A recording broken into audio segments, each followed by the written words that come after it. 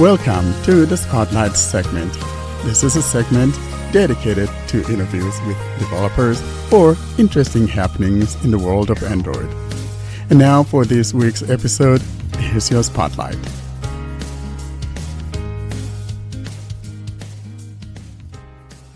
We now turn on to the Spotlight segment, and today, of course, we're focusing on ScribeMe, and we have the developer Morad to talk about ScribeMe. Mark, welcome to Blind Android Users Podcast. We've been kind of courting you now for the past several weeks, and I'm glad you're finally here to talk about ScribeMe. Let's ask you though, how are you doing in Egypt? What's the weather like? Are you having fun? What's going on? Let's start with well-being check first. First of all, thank you for having me. It's been great in Egypt actually. The weather is just getting a little bit cold because it's been hot like for the past 10 months or so. So yeah, everything is good. Where in Egypt are you joining us from? I know I've been to Cairo, but that's about it. Are you from like the Cairo area, Alexandria, or some Yeah, I'm other from part? Cairo. Oh, It's from Cairo. Cairo. Okay, Yeah. great. Have you Welcome. been to the pyramids? Of course, I did and rode a camel for the first time, even with my little kids, 4-year-old Yeah, kid on a camel. It was, yeah, frightening. And a 4-year-old and a 8-year-old on the camel together. My two daughters, how I was scared, but yeah, they made it. So we were so happy to be there. People were very yeah, nice to us. yeah. Yeah, It's so fun.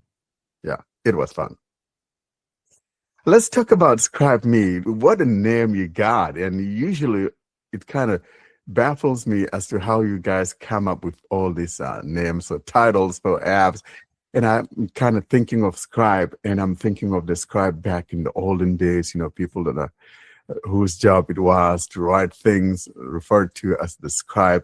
And so it's the most appropriate title for your app being dubbed as the Scribe Me. Let's talk about the history. What actually led you to developing the Scribe Me app? Were you dissatisfied with some of the solutions out there, and thus you decided to take on the job of creating something different that you believe could bring a little bit more of some functionality to the crowded class or crowded group? Yeah. So let me first tell you a short story, more about like my personal life, and then everything will make sense. So I was actually born fully sighted. I had no vision problems until I reached sixth grade, and that's when I started to notice that my vision was getting weaker every day. At first, I thought it was something normal, like I was gonna wear glasses and everything was gonna be fine. It turns out that um, it was a much bigger problem. No one actually knew what was going on. I was losing vision every day. Um, and then, like after having many doctor appointments, I knew that I one day was gonna be blind, but I didn't know when. And the doctors also didn't know when I was gonna be totally blind. And then in 10th grade, that's when I lost my vision completely. Uh, I could see nothing, and I also wanted to major in computer science or engineering. Uh, and because of that, I had to take like many courses: physics, chemistry, biology, and of course, every all these courses had like visuals. They consisted of graphs, charts, and everything in between. Um, and someone had to explain to me like what was in these images. Someone had to explain to me like the concept of these sessions because I couldn't see in class. Uh, and this is something that really annoyed me because I always like to be independent ever since I was young. I didn't like anyone to help me. Um, so then I contacted like some developers, big assistive technology developers, uh, to try to fix the problem of reading PDFs that had images inside, whether they had like graphs, charts, or even any graphic, any kind of graphic. But actually, no one responded with the solution. So then I said to myself, okay, like I'm gonna try to create a prototype of this app, which is now ScribeMe. And it took me like a year working on the app every single day until I had released the very first version on the Microsoft Store, which was actually on the laptop. It wasn't even on mobile yet. And then once I released the app, it started to gain like traction. Users from students from many schools started to use the app to study independently, and that's how I got started with ScribeMe. How I got the name is actually interesting. I'm actually now I'm 19 years old. So like I was sitting with my family, and then like my mom came up with the name. You should call it Describe Me. And basically, I named Describe Me because what the app does is like it can take PowerPoints and PDFs. It can scan it, and it's the only app, by the way, that could scan PowerPoints. And it could also describe the images inside the file. So like it did both. It was like transcribing the text and also describing the images. So that's how I got the name Scribe Me. So in reality, we got your mom to be thankful for, because I'm thinking of the title "Scribe Me," and when I hear the word "scribe," it kind of places me somewhere in the Middle East, Yeah, where some scribe is using, or some scribe has several parchments and stuff like that, and is writing and busy, yeah, all that's the imagery that comes to my mind. And here we are, because it's like the ability to be able to read, and to see that this is something that you thought about and wanted to do, and most especially from your background and all that you went through as a kid, and that did not hold you down, because it's not easy for someone to become blind, and then to try to do something like what you've done. It's just yeah, phenomenal, and I'm glad that it didn't let that get to you and holding you down. And now here we got Skype Me. So let's talk yeah, about difficulties. How difficult was it for you? I know that you said you got it started on the PC, and then you moved on to the mobile. I know yeah. that I was earlier on with you, in touch with you, and certain things were kind of like in Arabic, and you fixed those things. What were some of the challenges that you had in making it available on the mobile? And was it hard to do, or was it just like any other normal stuff? It was really hard at the beginning because I didn't even know how to program. Like I was teaching myself programming as I was developing Scribe Me. Like I faced many accessibility issues. Like when you're like programming, most of like the software you use isn't accessible. So I spent many months before that looking for an accessible software to use so I can write the code in. Also, like there are some accessibility issues like the screen readers, and not everything is compatible. Also, another big thing is like the UI of the app, the graphical user interface.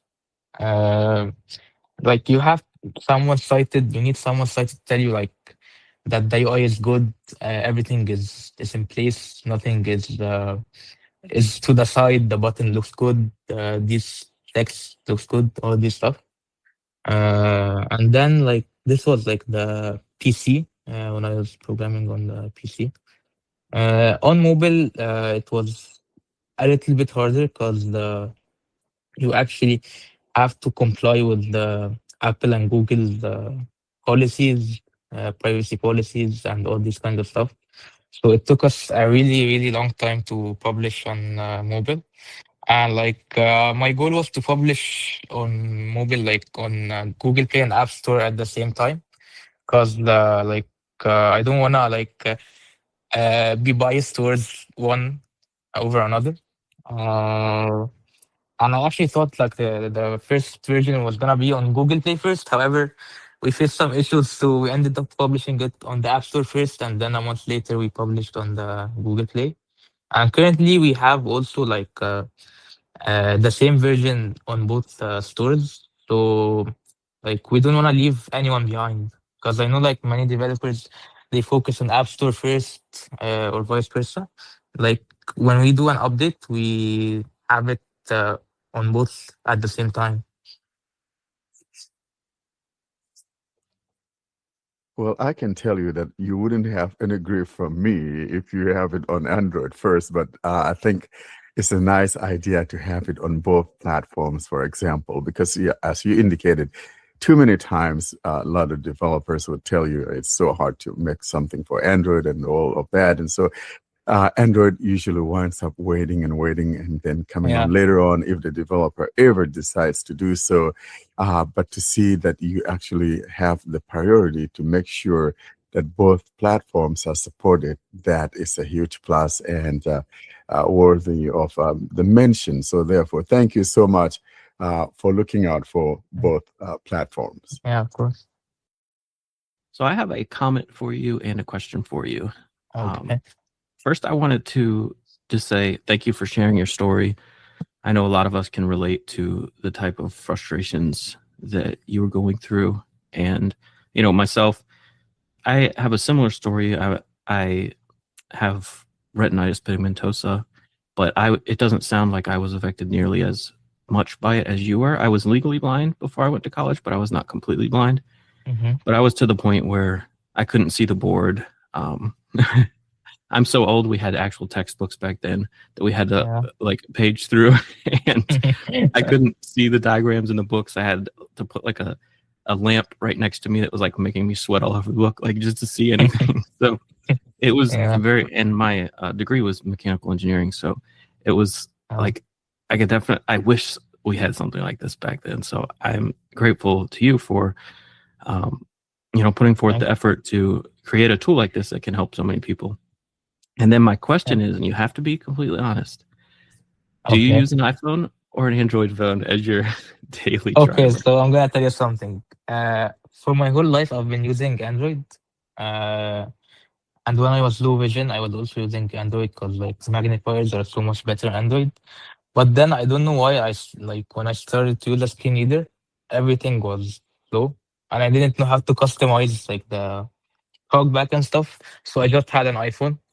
Currently, if you're gonna ask me now, like, would you rather have an iPhone or Android? I think Android is beating iPhone in accessibility with a lot of things.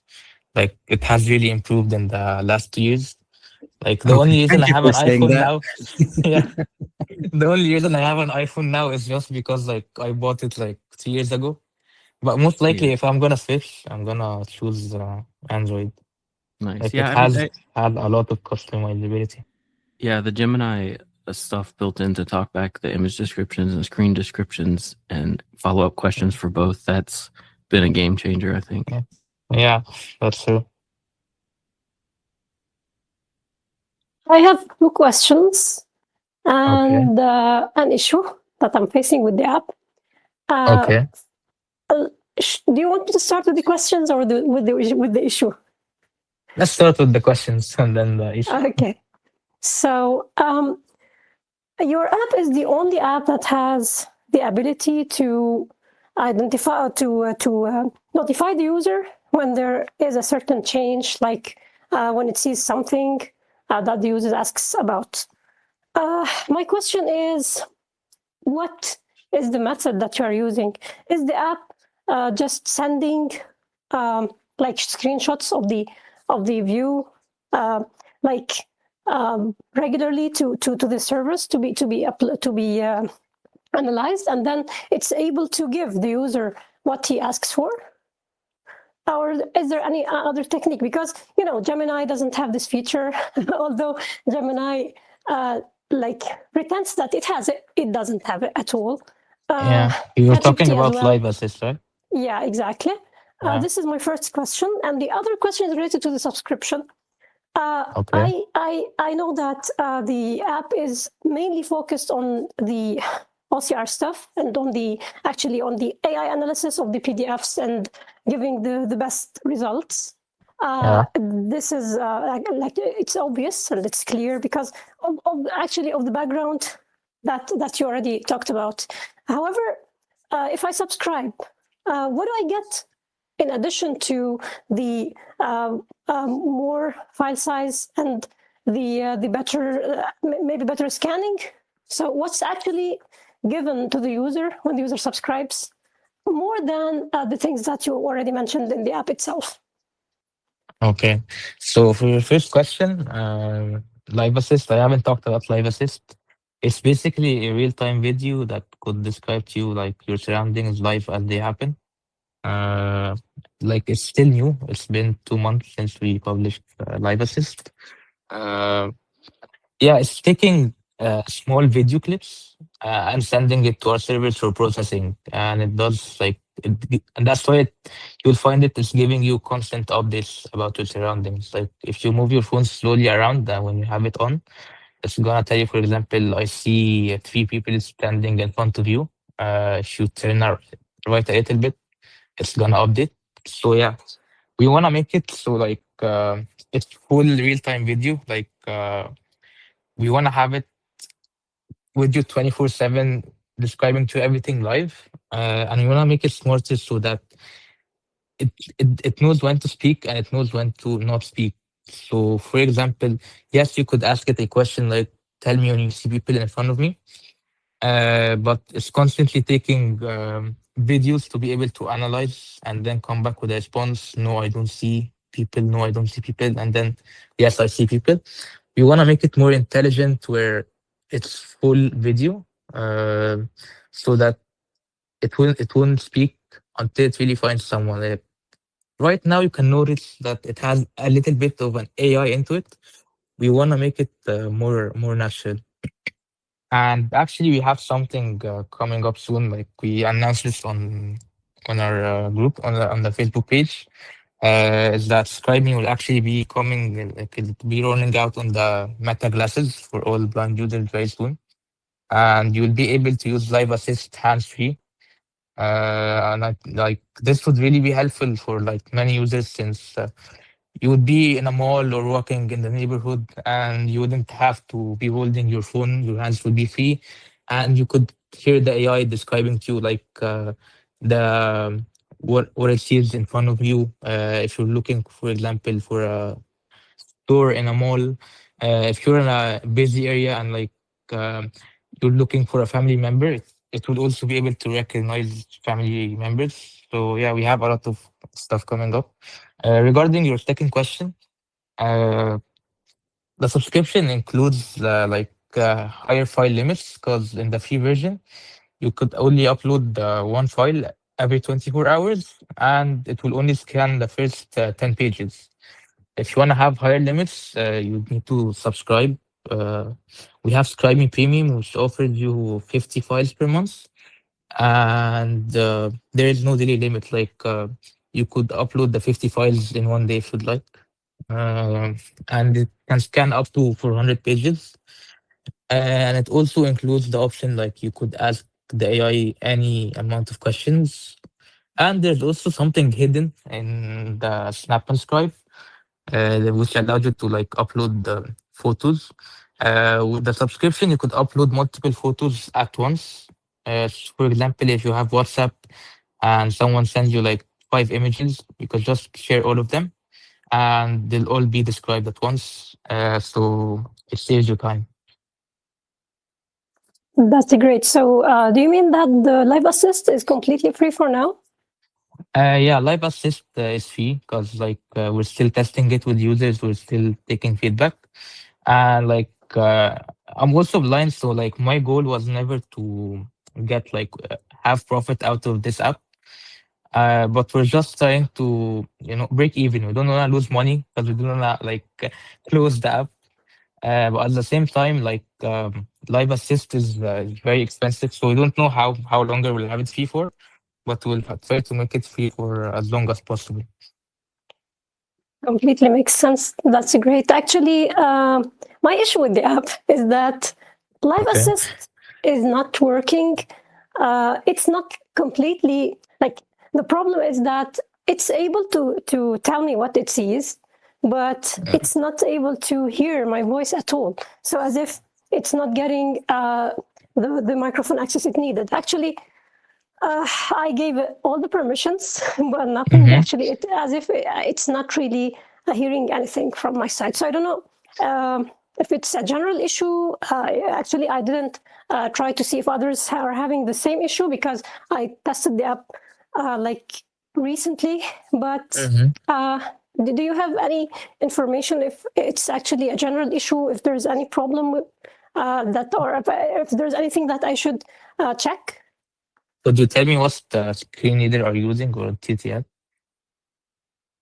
I'm using the Joshua screen reader, and I Uh, tried it with the media volume because we have this issue with Gemini, for example. If we use accessibility volume, it doesn't listen. Gemini is the only app that is having this issue, but I tried also with ScribeMe, but there is no difference.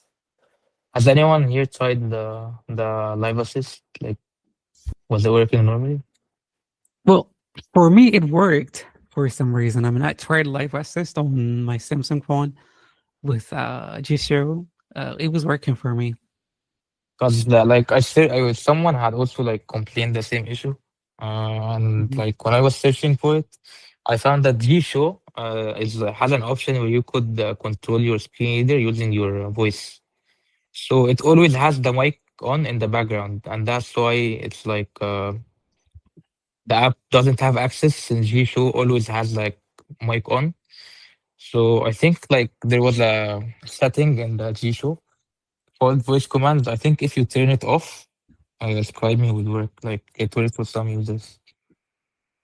The voice commands, it's actually a voice assistant, and it doesn't use the microphone all the time, because if it was using the microphone, this would show the indicator of the microphone in Yeah, use, of which course. is not the case here at all. Mhm. Actually, it's Mhm. just like when you invoke the voice assistant, it starts using the microphone. Otherwise, it doesn't use it at all. Could you try like for like one time change the screen reader and see if it will work? Yeah, Like of course. switch to the Mhm. Google Assistant one, for example, and like see. Because I'm also still trying to figure out the issue. And I had some users that had the solution work for them when they turned this voice command thing off, and others they're still having the issue. Well, there's no way to turn the voice commands. You can just like not grant the microphone permission. Nothing more. There's no setting to not use the voice assistant. Mhm. I'm not sure because like the common issue between all these users is like they're using G-Show. If they're using another screen reader, everything is working fine. So like that's why I'm still trying to figure out what's different in the G-Show screen reader. Anyway, if you want, we can go ahead with further testing after the interview. Yeah. Okay. Okay. Thank you. Well, I've got a question then. Okay. Regarding subscriptions, are you considering country-based, currency-based pricing, or are you already doing that? Yeah, we actually have regional based subscriptions, so prices would be different in each country. But like it's the same for like 90% of the countries. There's only a difference in very, very minor countries in the pricing. Because I've seen, like, for example, here in Turkey, the prices were a little bit more for seeing the premium price. Oh, yeah, like I don't have a lot of subscriptions in Turkey. Yeah, yeah. But I don't know if like the price is too expensive or not. Like Hmm. that's why in some cases I need feedback from the users. Like, Exactly. is the price good? Is it like higher than usual? Hmm. So yeah, your feedback would be nice. Like, Yeah. do you feel like the subscription is higher than most apps? Hmm. Yeah, it's kind of more than the most apps that I've seen. Uh, that's why I wanted to ask you.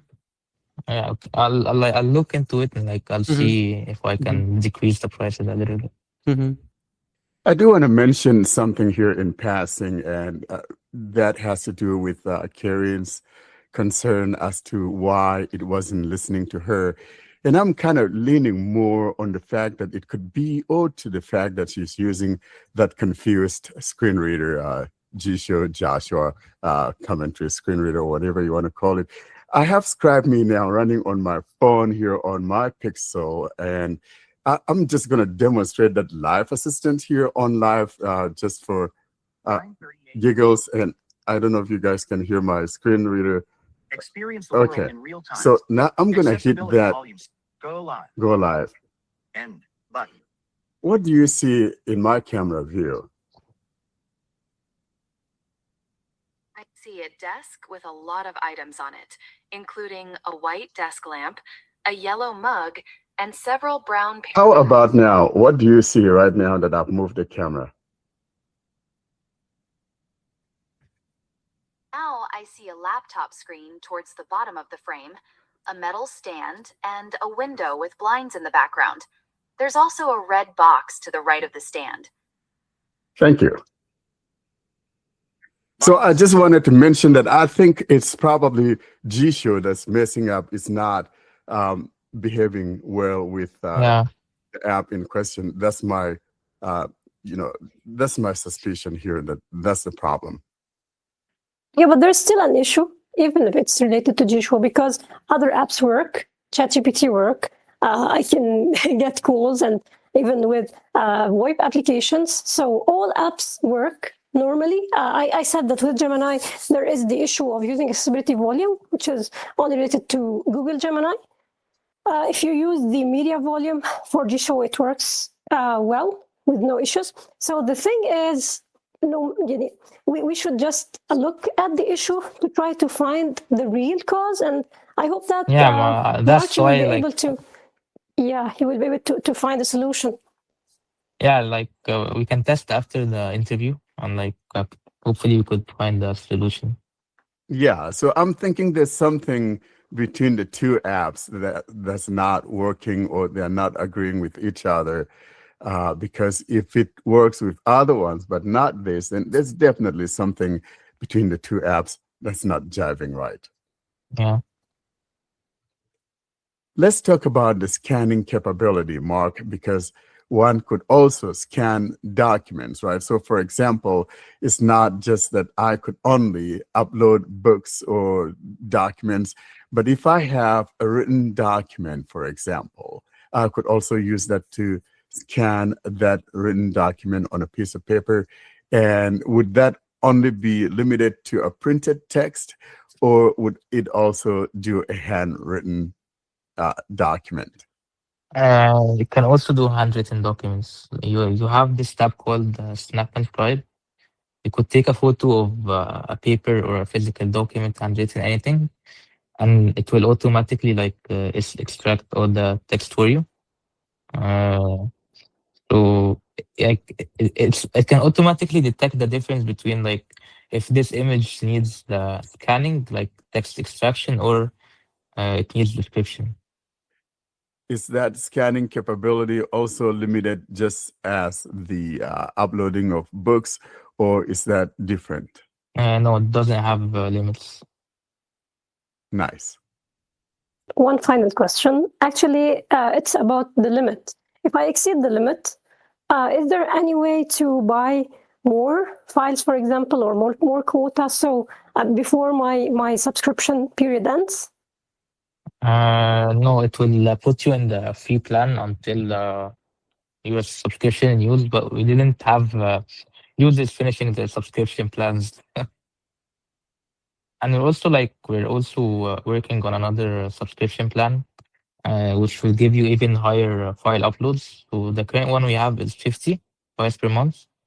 Very soon we'll add one that has 100 files per month for those who use the app more frequently.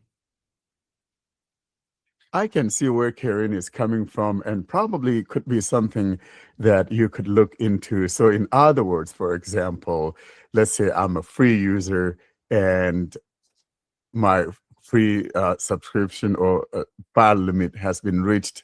But if you have something in place, or if you want to pay X amount to get X amount of uploads, that may be another route to go. If you're subscribed and you've overrun your subscription, you could buy something on the fly. So I'm thinking what Karen is talking about is maybe like something on the fly, that if I just want something right now and I don't want to wait till my subscription time comes up or renewal comes up, I could just buy something on the fly.